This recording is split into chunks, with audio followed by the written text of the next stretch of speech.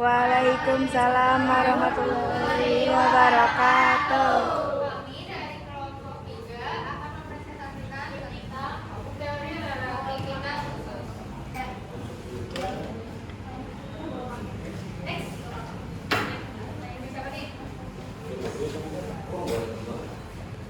Yang pertama ada relativitas Galileo Newton. Relativitas Galileo Newton adalah prinsip dengan fisika klasik yang menyatakan bahwa hukum-hukum fisika berikut adalah dalam sebuah kerangka aduan inersial yang bergerak dengan kecepatan konstan. Dalam prinsip ini ruang dan waktu dianggap absolut. Sementara transformasi Galileo digunakan untuk menghubungkan koordinat antar kerangka acuan yang bergerak relatif satu sama lain. Yang pertama, prinsip relativitas Galileo yakni transformasi Galileo yang ditinjau di dalam prinsip melakukan Galileo adalah mekanika kuantum. Yang kedua, prinsip relativitas khusus Einstein yakni transformasi Lorentz. Hukum fisika yang mampu dalam relativitas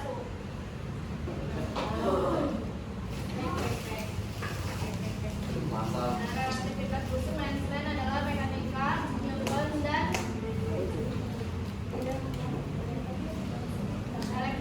elektromagnetik Maxwell. Yang ketiga, prinsip relativitas umum Einstein yakni transformasi koordinat umum. Relativitas umum berkaitan dengan hukum gravitasi dan berlaku di dalam sistem kerangka acuan umum, interaksi maupun non-linear. Jadi di sini relativitas Galileo Newton itu kan katanya dalam fisika klasik dinyatakan bahwa hukum fisika berlaku sama dengan hukum kerangka acuan inersia. Inersia itu adalah ruang di mana kecepatannya itu konstan. Jadi kalau misalnya kecepatannya konstan, kita akan merasa bahwa kita tak akan bisa membedakan apakah ruang itu bergerak atau diam. Jadi contohnya kayak misalnya aku di tempat wash gitu. Jadi kalau misalnya jangan di bus aja deh, di bus. Kalau misalnya aku di dalam bus, selama kecepatan bus itu konstan, misalnya 60 km/jam, itu pasti aku bisa berdiri dengan stabil. Tapi kalau misalnya tiba-tiba busnya itu rem mendadak, pasti aku tuh bakalan ke depan atau ke depan kan. Nah, itu artinya dia tidak dalam kondisi inersia atau non inersia. Lalu di situ prinsip ini ruang dan waktu dianggap absolut. Di dalam Galileo Newton, semua yang ada di dalam bumi ini tuh sama. Jadi ruang dan waktunya sama. Jadi kalau misalnya di Indonesia lagi pagi, berarti di Amerika juga lagi pagi. Padahal kenyataannya bahwa kalau di Indonesia pagi, berarti di Amerika malam.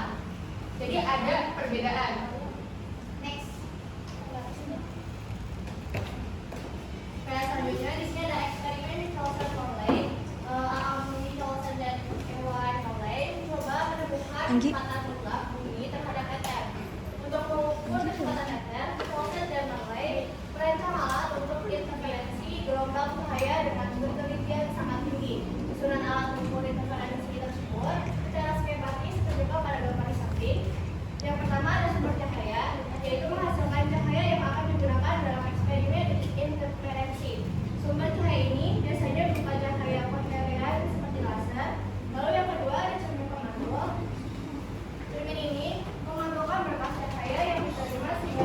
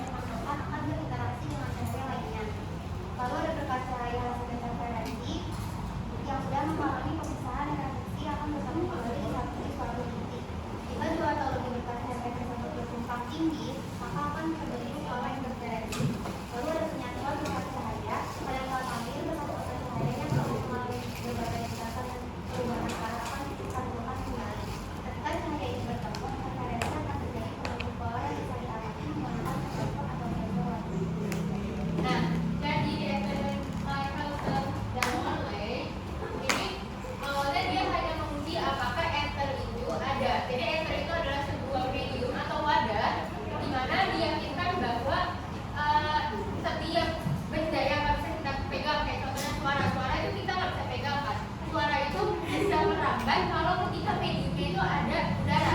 Jadi kalau misalnya kita di bawah tanah nggak ada udara, kalau kita teriak nggak akan begitu kedengeran. Kayak contohnya gini, ini semua kita tutup, terus kita nyalain musik yang kencang. Mungkin kalau misalnya kita tutup itu nggak akan begitu kedengeran sampai luar. Tapi kalau misalnya kita buka pasti sampai ruang guru bakalan kedengeran jelas kita mainin musik apa. Nah sama dan di sini ceritanya tuh kenapa diyakinkan bahwa ether itu ada, karena sebuah gelombang itu nggak bisa merambat kalau nggak ada mediumnya di ruang hampa. Jadi kalau di ruang hampa dia harus ada mediumnya. Nah, sedangkan cahaya itu kan dari matahari. Matahari itu di luar angkasa. Ruang angkasa itu ruang hampa, di mana dia tekanan udaranya itu sangat rendah. Jadi kalau misalnya cahaya dari matahari ke bumi itu kan karena sangat jauh, yang kedua harus melewati ruang hampa. Kalau misalnya dia melewati ruang hampa, berarti ada dong yang namanya medium atau penghantarnya supaya dia bisa masuk ke bumi. Nah, diyakinkanlah bahwa medium penghantarnya itu adalah ether yang dia tersebar di seluruh alam semesta. Jadi mau dia di bumi, mau dia di ruang angkasa, itu dia ada ether. Awalnya mereka cuma mau mencari tahu apakah ether itu beneran ada. Tapi ternyata waktu pas mereka melakukan percobaan, mereka mendapatkan bahwa ether itu ternyata nggak ada. Jadi di sini kan kita bisa lihat ada 4 ya. Kayak ini ambil aja. Nah ini di sini sama satu sini.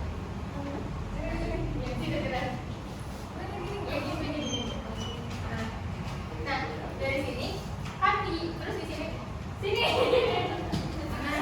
apa lagi? Ada satu lagi. Kamu dari sini juga ya? Di tengah.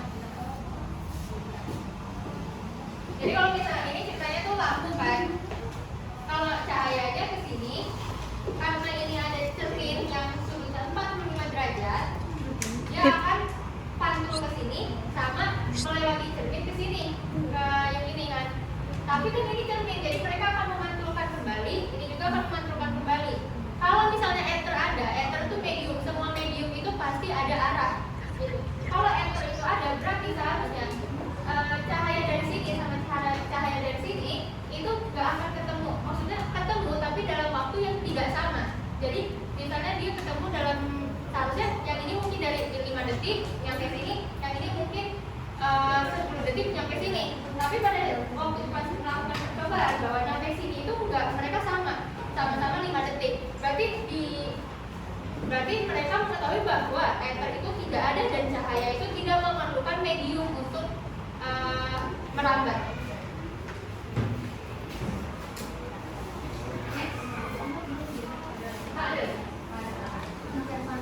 Mencoba mengukur perbedaan kecepatan cahaya pada arah yang berbeda-beda. Jika ether memang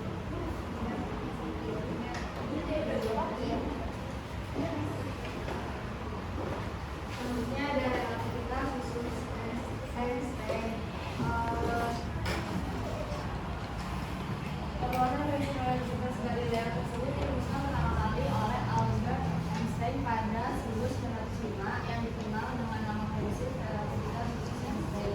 Prinsip relativitas Einstein didasarkan pada 2 postulat yang dirumuskan berdasarkan hasil percobaan Michelson-Morley. Yang pertama, kelajuan cahaya di dalam ruang hampa infradian atau bertinggal sama dalam semua kerangka inersial. Yang kedua, semua hukum fisika konvaluan atau berbentuk sama dalam semua kerangka inersial.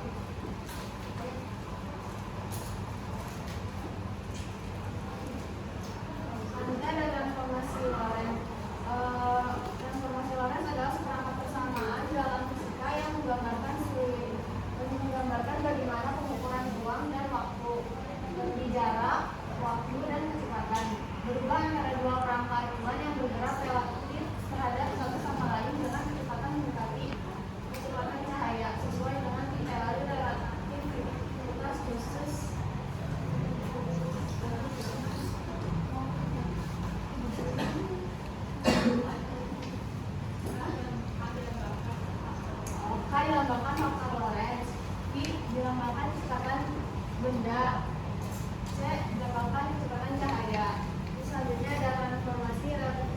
kecepatan. Frekuensi kecepatan adalah rumus dalam relativitas khusus yang digunakan untuk menghitung kecepatan suatu objek relatif terhadap kerangka acuan lain dengan mempertimbangkan efek relativistik pada kecepatan ketika kedua kerangka bergerak relatif satu sama lain dengan kecepatan mendekati kecepatan cahaya.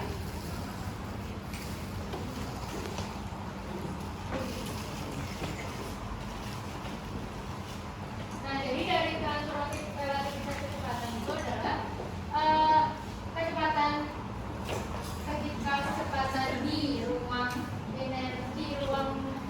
yang mendekati kecepatan cahaya dengan yang tidak mendekati kecepatan cahaya. Misalnya contoh gini, kita di bumi, terus ada astronot yang mau pakai roket ke luar angkasa.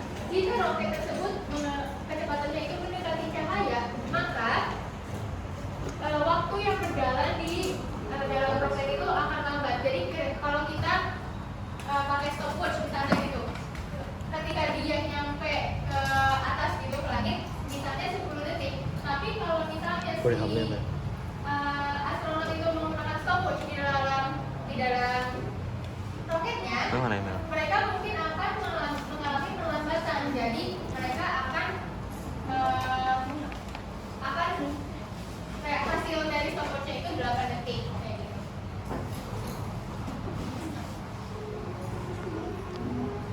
Nah, akibat prinsip relativitas khusus, kontraksi Lorentz adalah pendekatan panjang suatu benda dalam geraknya relatif terhadap pengamat diam yang terjadi pada kecepatan mendekati kecepatan cahaya sesuai dengan teori relativitas khusus. Di situ ada rumusnya.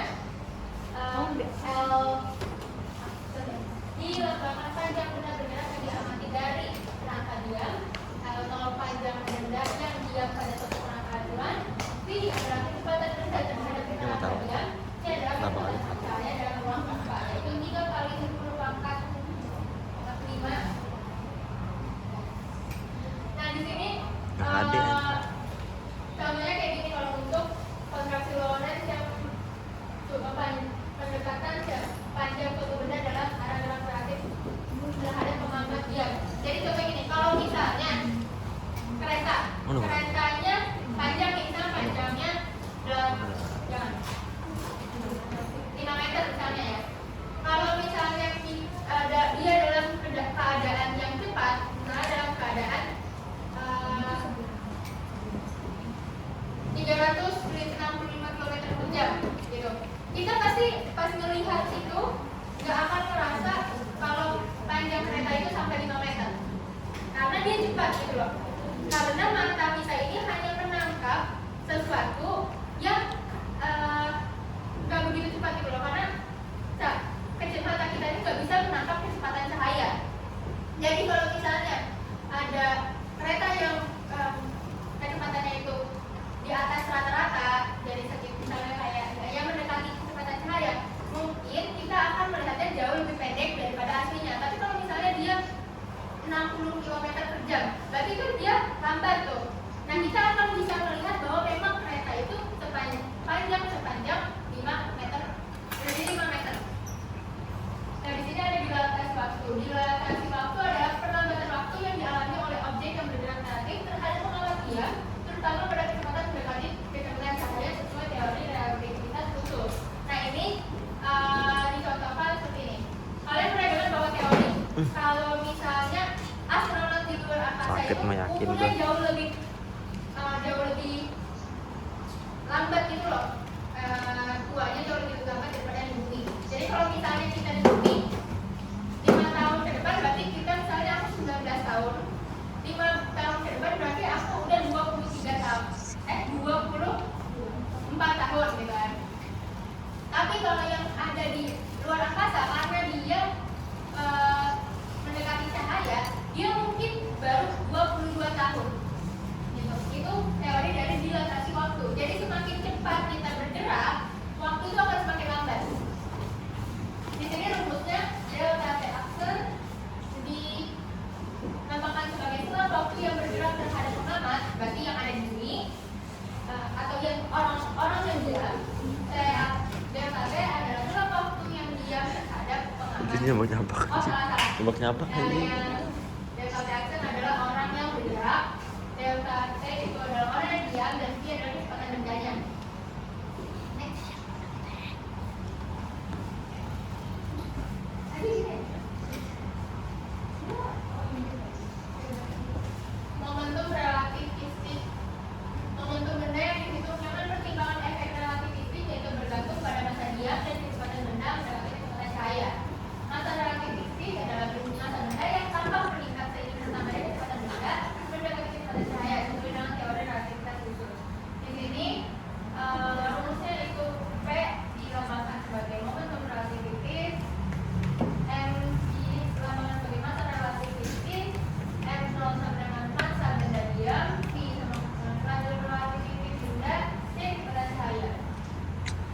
Ini mah bener-bener ya, gue bantuin.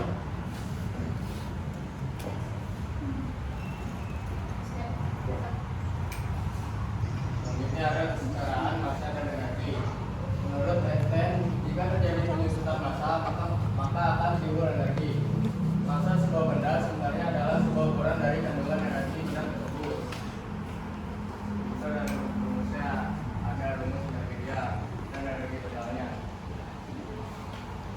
E0 melambangkan energi dia, M melambangkan energi, M0 melambangkan massa penerja, M melambangkan massa relativisti, C melambangkan kecepatan cahaya 3 kali 10 pangkat 8 1. P melambangkan kelajuan relativistik benda. Di sini menurut Einstein jika terjadi penyusutan massa maka akan timbul energi. Massa sebuah benda sebenarnya adalah ukuran dari kandungan energi benda tersebut. Jadi contohnya kayak gini, nuklir. Nuklir itu kalau misalnya kita lihat sebenarnya dia nggak gede-gede banget kan. Maksudnya oke, dia mungkin berapa ribu ton gitu. Tapi kalau misalnya dia itu kan benda masih massa kan. Tapi kalau misalnya atom-atom tersebut aktif, ketika dia dijatuhkan dan atom-atom tersebut aktif dari atas itu dia bisa menghancurkan banyak kawasan itu kayak ribuan meter atau bahkan jutaan meter kawasan yang bisa dihancurkan. Kayak contohnya di Hiroshima dan Nagasaki. Jadi nuklir itu cuma satu dan cuma misalnya 1000 ton, tapi ketika atomnya aktif dia itu bisa menghancurkan luas daerah gitu loh. Kayak contohnya misalnya ini kalau misalnya kita jatuhin, misalnya ini kalau misalnya kita jatuhin ya, enggak jangan gitu,